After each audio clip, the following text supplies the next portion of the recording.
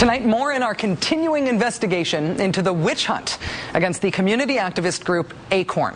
The corporate roots of that witch hunt, its baldly dishonest tactics, and its ultimate dislocation from the warranted facts.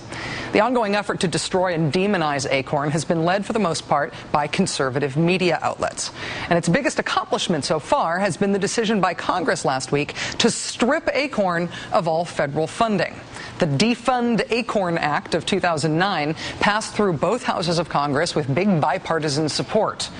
That said, one problem with the Defund Acorn Act is that it appears to be really unconstitutional.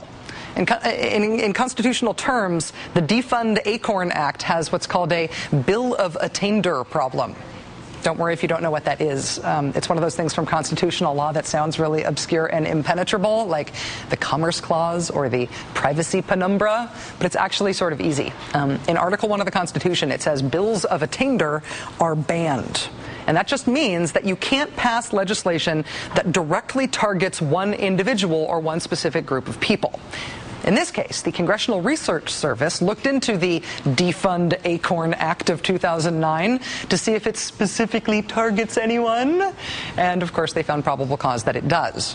So there's a good possibility that this legislation, which Republicans are so excited to be touting, which they've even gotten all this Democratic support for, there's a good chance that it is really Article 1 style unconstitutional. It's embarrassing. They're going to want to run on the anti-Acorn platform all the way to 2010 if passed as any prologue. So what to do? How to salvage the Defund Acorn Act? Well, they're going to need to make sure that it doesn't violate the Constitution as baldly as it seems to now.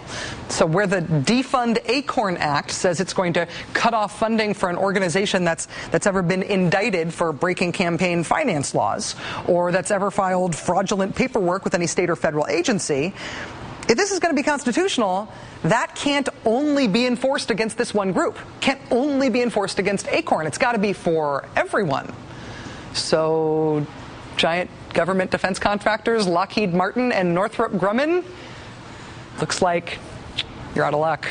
Lockheed Martin has been forced to pay at least $68 million for getting caught 11 separate times committing government contract fraud.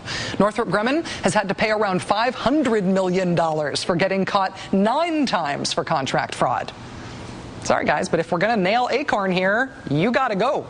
And if fraud is going to be the new issue in our newfound enthusiasm for defunding people, then Blackwater's going to have a problem too. In just one of Blackwater's many government contracts, they were recently found to have defrauded the government to the tune of $55 million. And that's just one Blackwater contract, and they've got lots of contracts.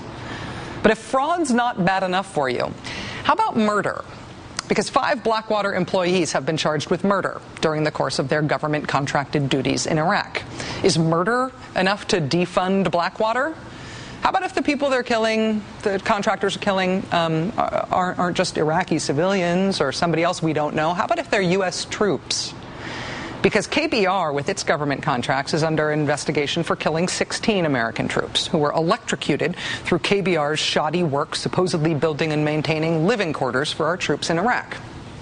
And okay, I mean, to be fair, I will admit that if we are talking about behavior by contractors that warrants them being defunded by an outraged Congress, none of those things I just described from those other contractors are prostitution specific, like the Republican and conservative media Acorn case has been, ever since 2 conservative activists dressed up in pimp and hooker costumes and then went from Acorn office to Acorn office with a hidden camera until they got a reaction out of Acorn employees that would play well on Fox News. If the hidden camera stunt-induced prostitution angle is what it takes to get a government contractor defunded, then I guess we're going to have to talk about prostitution broadly and the government contractor known as Armor Group, part of Wackenhut in Afghanistan. Their employees, you will recall, were made famous earlier this month after the release of these pictures that show the contractors barely clothed and shooting vodka out of places you wouldn't expect. The same Armor Group personnel, who again were being paid by you and me, were also allegedly engaged in a prostitution ring in Kabul. That's according to an Armor Group whistleblower. The State Department is investigating Armor Group now. But if we're going to talk contractors and prostitution, we're also going to have to talk about DynCorp, which has always been one of those horror movie U.S. contractor cases. In the year 2000, at least 13 DynCorp employees were sent home from a U.S. government contract in Bosnia after they were found to be taking part in a Bosnian sex slave ring involving underage girls. Not a fake prostitution ring that never actually existed, like the one in the activist hidden camera costume stunt, but an actual forced child prostitution ring and actual U.S. government contractors from DynCorp.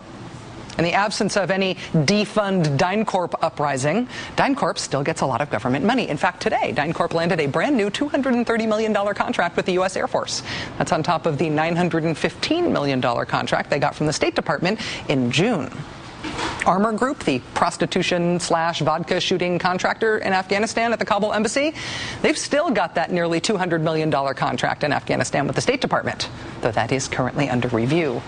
Blackwater still has multi-million-dollar contracts with the State Department, the Defense Department, as well as the CIA, even as 5 of their employees face murder charges.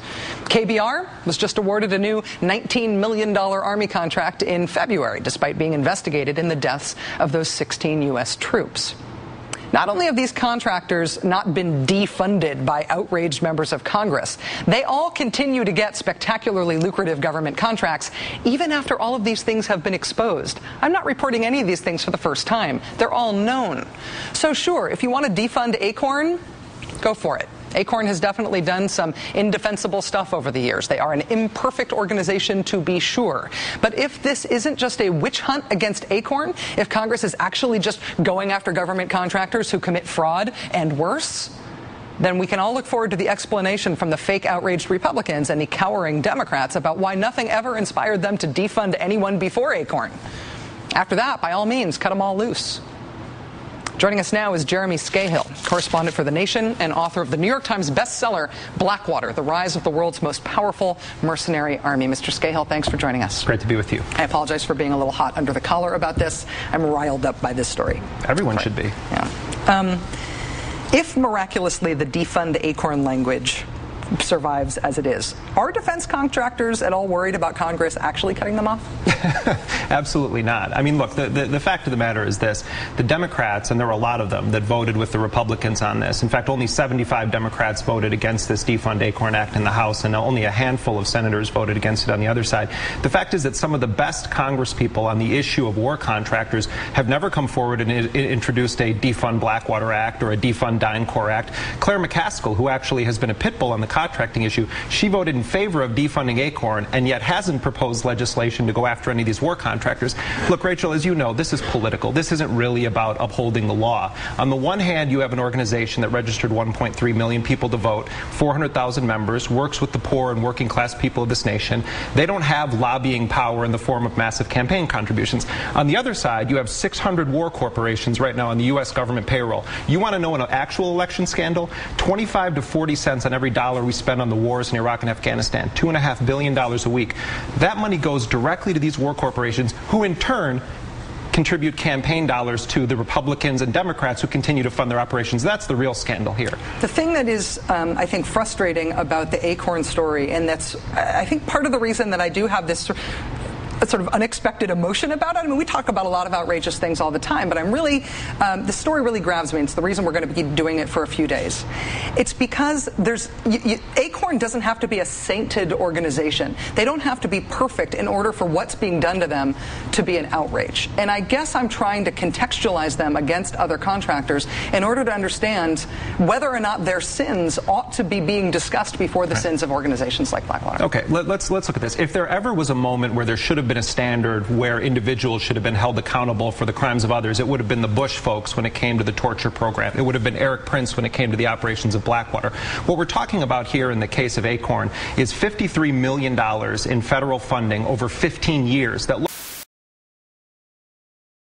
largely went for low-income housing, poor people housing.